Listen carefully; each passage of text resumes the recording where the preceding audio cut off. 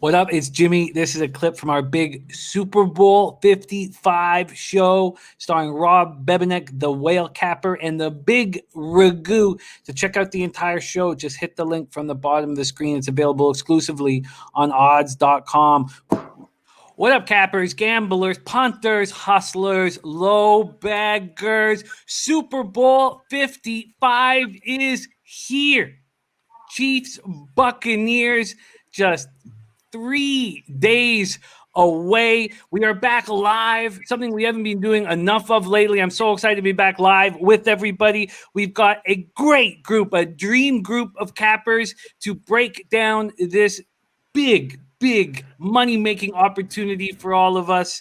And I'm so pumped to be here. Thank you guys so much for joining us here on odds.com. Let's first say welcome to all of our experts here on the show. But most importantly, look in the bottom right corner, the big Ragoo, beating COVID, coming back in action. This is the first time we've seen him since he went to the hospital. Ragoo, man, I mean, I'm so excited to be here live, but just seeing you, man, is just the best feeling.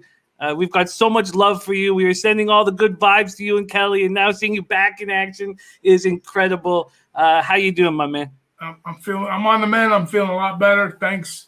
I appreciate everybody's love and support, especially you guys at Odds, the family, and everybody. But yeah, I feel all right, man. It's good to see some smiling faces, some familiar faces. Guys I love to cap with and talk about games, breaking stuff down, and can't wait to get on this Super Bowl action with you guys tonight.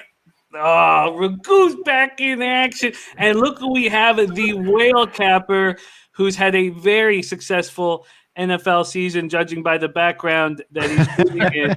Wow, looking good, whale capper. It's such a treat to have you joining us here on Odds. How you doing, my man? Jimmy, Bebsy, so great to be back with you guys. Big Ragoo, so good to see you again as well. I know you were like a minus 500 favorite over COVID, but it's still good to see the good guys win. It's good to get that winner home.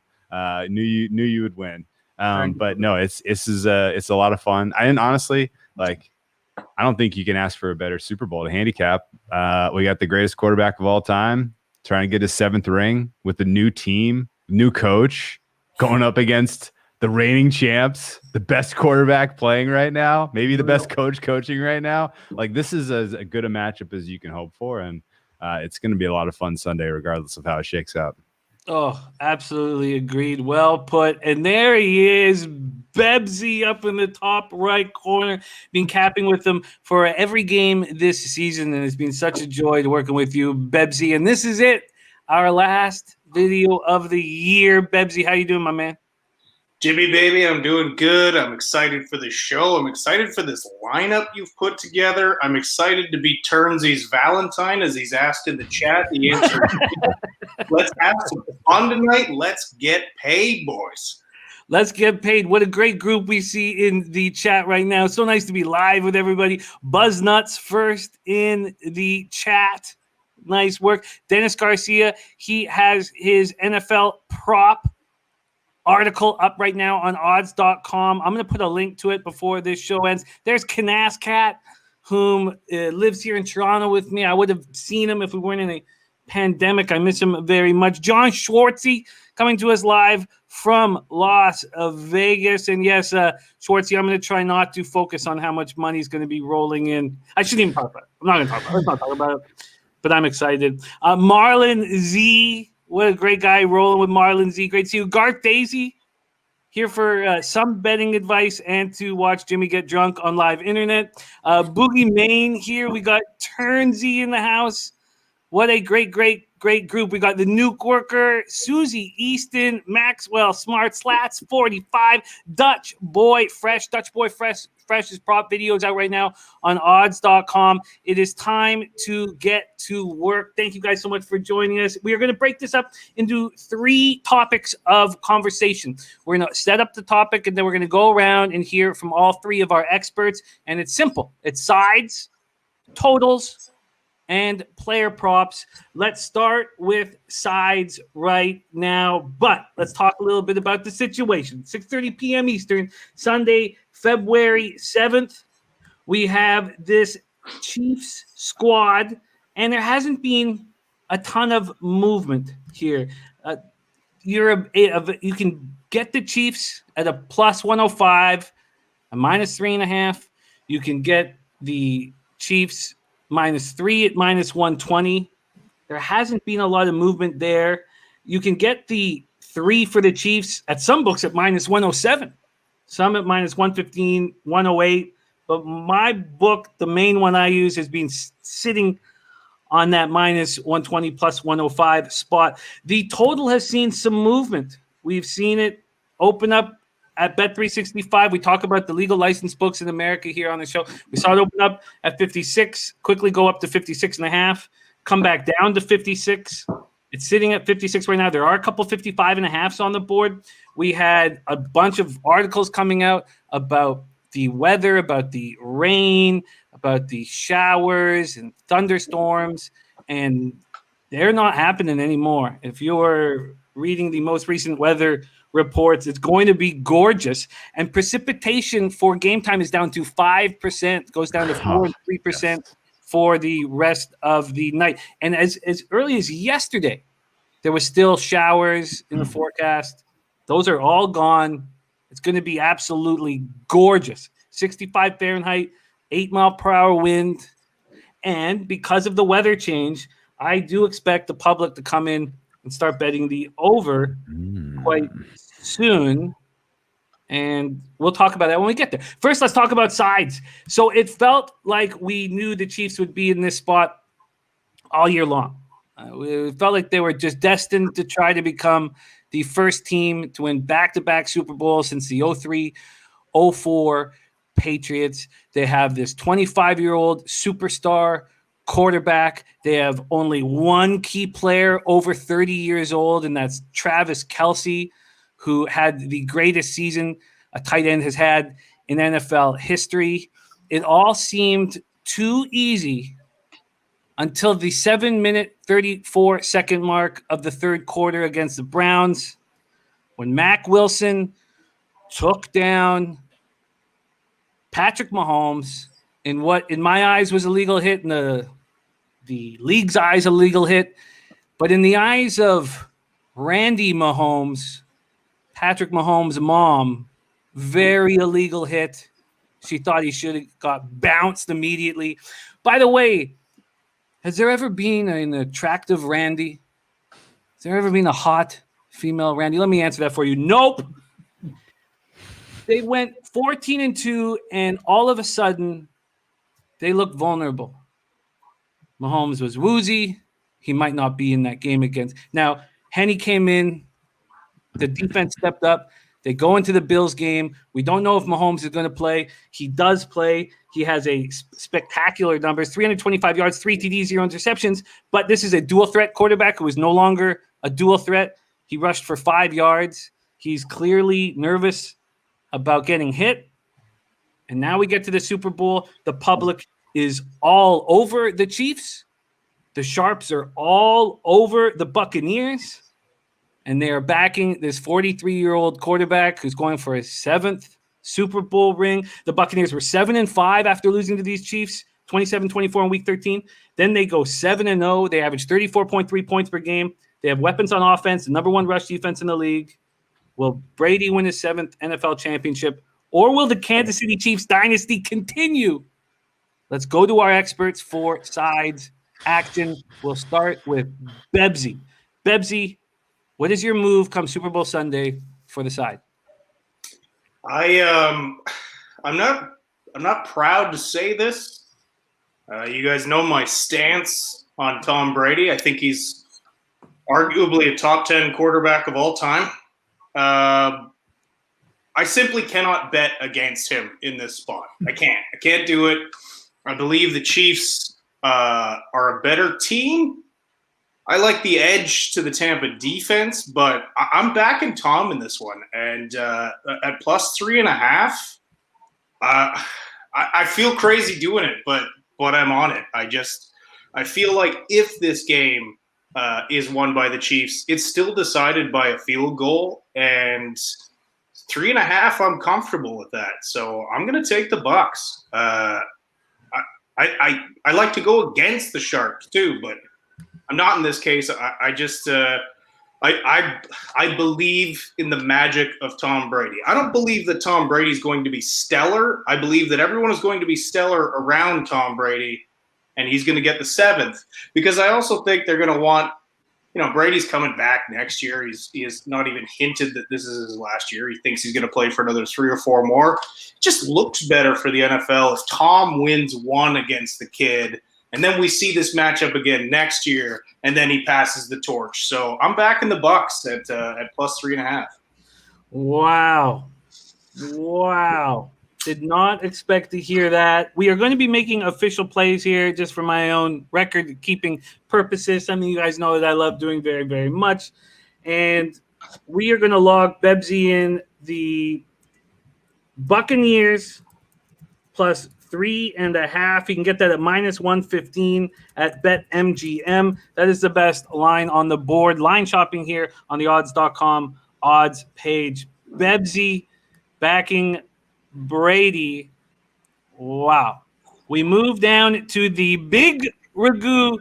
It is sides time, Ragoo. 55th Super Bowl. Take it away. I'm going to tip my hat. Obviously, you see I usually wear the hat of the team that I'm going to support in the bowl.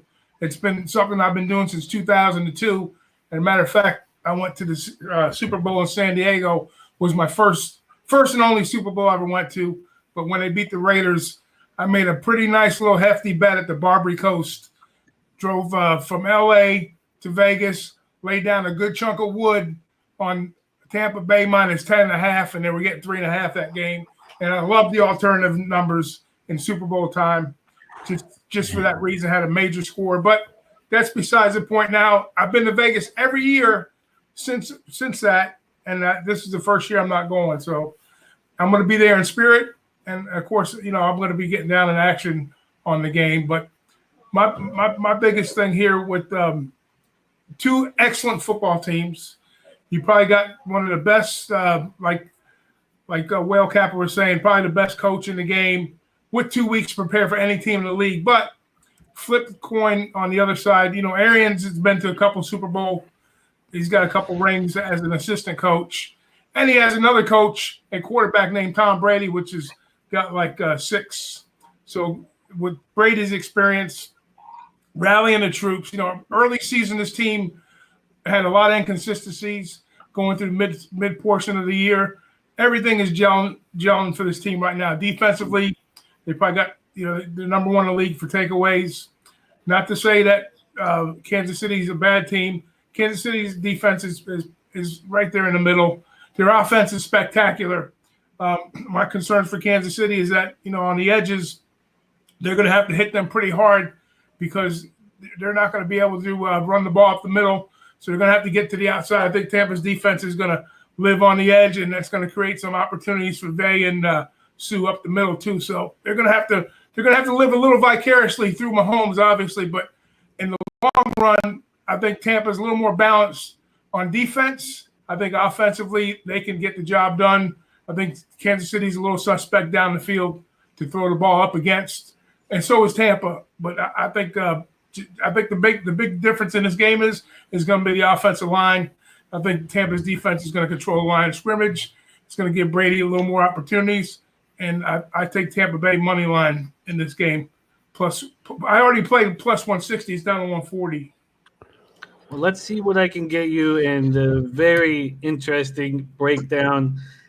We can get you a +145. That's at DraftKings, BetRivers, FanDuel.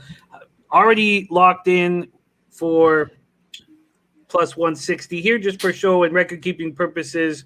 Ragoo is on the Buccaneers on the money line. And that brings us to the Whale Capper. Great to see you joining us again, my man. Take it away, Super Bowl 55.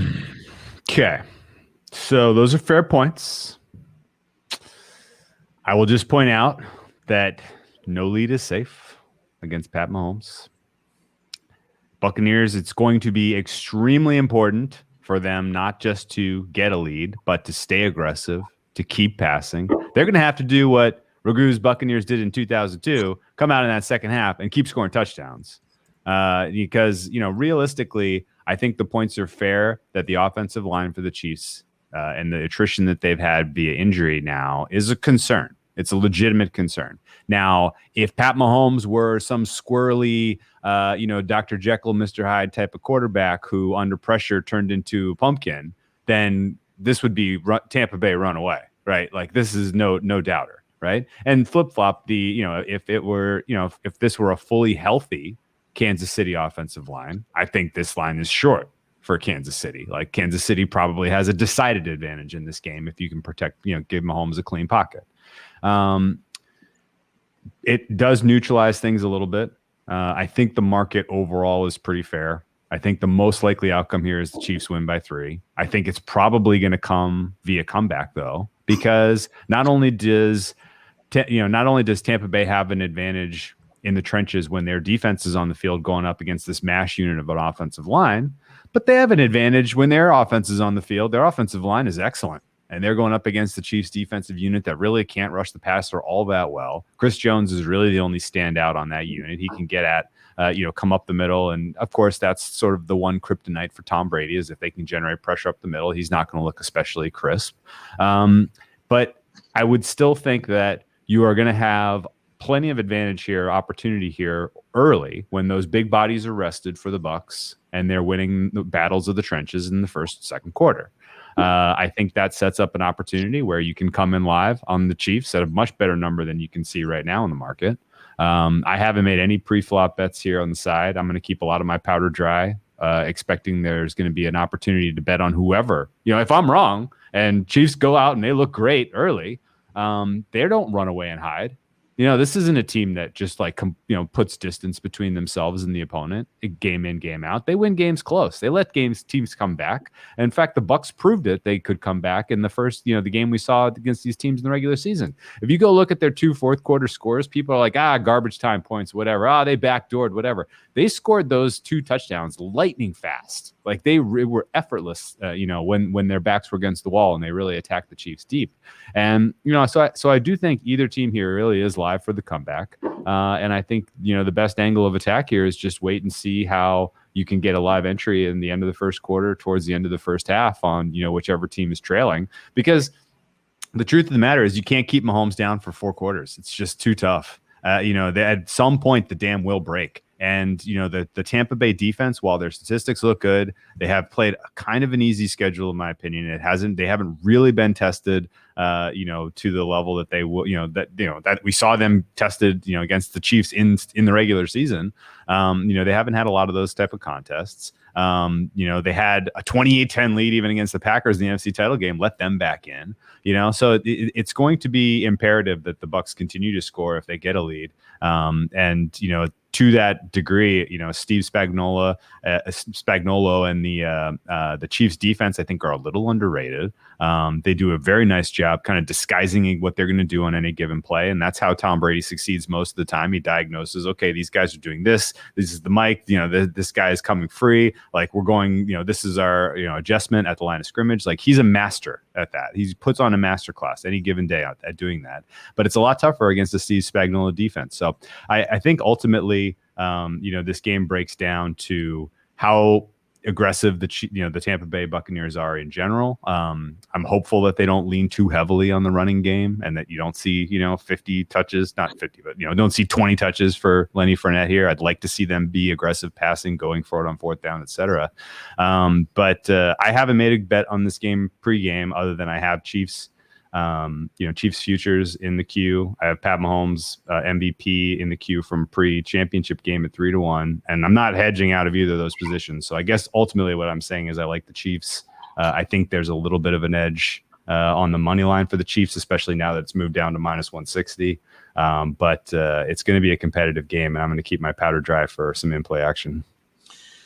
It's a great breakdown. Absolutely great breakdown. For the show purposes, do you want to make anything official here for us? And don't feel forced into it, but would you like to make anything official? No official play on the side for me. All right. No problem. One thing I wanted to mention, just to sort of piggyback with what, I guess both of Ragoo and Drew mentioned, but with Fisher being out, Mike Remmers is the backup tackle in KC. And the last time Remmers was in a Super Bowl, he was protecting Cam Newton. And we all know what happened in that game with regards to protection of Cam Newton. Is it going to be the same? I don't know. Something I'm going to keep an eye on just for fun. I guess my only counter to that is, if it wasn't Pat Mahomes, I would be scared out of my mind to back the Chiefs in this game. But Mahomes is so good at eluding pressure, breaking the pocket, and a lot of the time, in fact, teams have learned the hard way. You can't blitz Mahomes. You can't expect to get home because he's elusive, he's fast, he's got great awareness. And when he does break the pocket, you've got athletes like Tyreek Hill and Travis Kelce running amok down the field, with 10 yards of separation, and he hits a home run, and it's like, oh, you were that close to a game-breaking sack on third down. Well, now you just conceded a touchdown. So, I see either a lot of lateral plays for Kansas City, or Mahomes breaking the pocket and trying to stretch the field. That's got to be their game plan. Yeah, and I think it'll be situational. We'll have to see if the Buccaneers get off to a fast start. But we know that Tyreek Hill can take a 5-yard slant and take it for 70. Right. I am going to take the Chiefs -3, -112 at DraftKings for show purposes. I've yet to bet it. Just with the COVID issues going on, I just wanted to wait. I wanted to wait. The line's not getting away from me. So I just want to make sure before I put money down that everybody is good. I do feel like there's a vividness bias and a recency bias that you can claim exists on both teams. But I believe it's much bigger on the Buccaneers. There are a lot of people who've made a lot of money off of them in the last 2 weeks, 3 weeks, 7 weeks. There's a lot of people who've made a lot of money off of Brady in his career. There's a ton of people with futures bets and big bets made on the Buccaneers as soon as Brady went over to them. There's a ton of people drinking the juice, and he's got 6 championship rings. Why wouldn't you? But I don't love the way he's looked through these playoffs, and we're going to get into some of those stats here when we talk about props and totals, so I won't break that down now. But I am moving on the Chiefs at -3 and -112 at DraftKings, and I simply feel like the Chiefs are a better football team, and the torch is going to be passed to Mahomes, and it's dynasty time for this young Chiefs squad. And Andy Reid, is there another coach in NFL history who's ever deserved this kind of late run in his long career more than Andy Reid? And I'm on the public side, not the sharp side. I'm on the Chiefs -3.